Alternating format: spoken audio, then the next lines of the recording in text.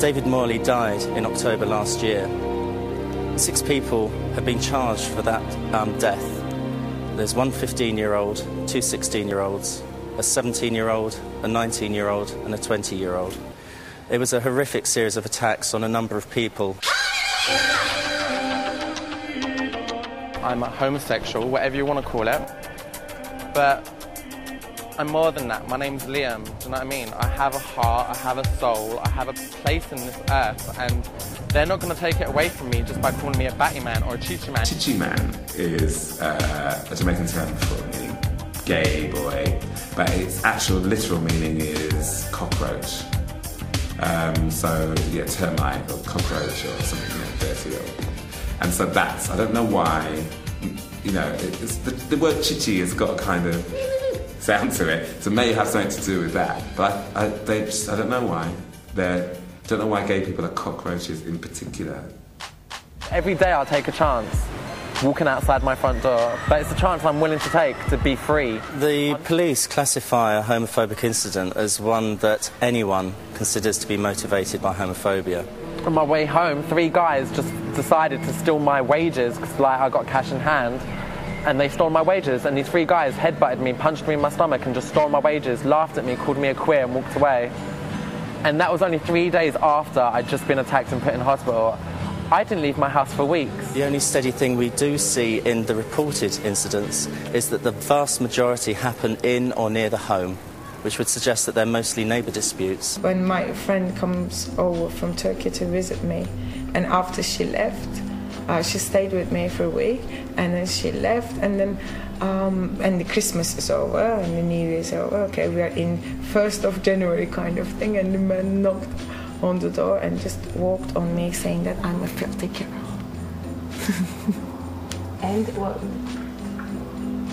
And just wanted me to leave. Here she comes. You better watch your step. She's gone to... Then now I'm doing my workshops. I'm giving time a little bit my drama workshops with my little primary children kids. We actually had a gentleman in London who was sacked by the then Inner London Education Authority for coming out to his students. The students had seen him at a very embryonic gay march, and it was just happened that some of his students saw him on this march. And then Monday morning, "Oh, sir, were you on that gay march? Are you gay?" And yes, I am. And hell was incredible. If you experience homophobia and hate crimes, it's very unlikely going to approach a service because you have to come out again and go through all the trauma of saying to people I'm gay and the reaction you're going to get from people. Coming out for me was not fun because I had a very Catholic family. My mother is very much into church, and she really couldn't understand what I was talking about. And I said, "Mum, I think I've got a bit of a problem." She's like, "Why? What's that?" I was like, "I think I like girls." She's like, "Oh, that's just a phase. Every teenager goes through it. You pass it." 2 years later, I'm like, it's not going away. What am I supposed to do now? My father more like asking like, how many boys have you shagged kind of thing, which was a little bit weird extremity as well as being a Turkish father. But he doesn't want to like, he didn't want to too much hear about the girls. It was like, yeah, all right, come on, let's pass this subject. I kind of already knew that I had those feelings, but I ignored them for such a long time because of the way I grew up, the background, being African and, you know, and stuff like that. It's not something that it's very much taboo. In fact, you cannot be gay. So I told my sister about it, and I fell in love with one of my teachers at school. Didn't do anything because obviously it was a Catholic school and it was full of nuns and all the teachers were nuns. So I was heading downhill. But after starting to realize that, yeah, it's not really a bad thing, I was introduced to a police officer who was actually a lesbian, and she was the one that turned and said to me, "It's not bad being the way you are." And I'm like, "What are you talking about?" Because we didn't have no conversation about it. And she's like, "Oh, liking women is not bad." I was like, "How the hell do you know?"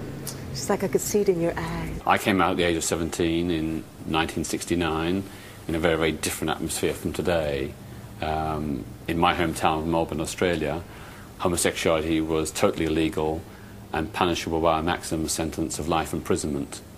You could also be forced by the courts to undergo compulsory psychiatric treatment, which involved things like being given electric shock therapy to supposedly cure one's homosexuality. The irony was I was studying at A-level Virginia Woolf, and nobody told me that Virginia Woolf was bisexual.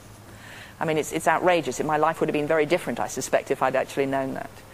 I went to drama college in the 60s in London, and the two lesbians had just been thrown out. And there was I in this college, and I was the only out lesbian and gay person in the 60s in London in a drama college. And I did try to think, what's going on here? Where is everybody?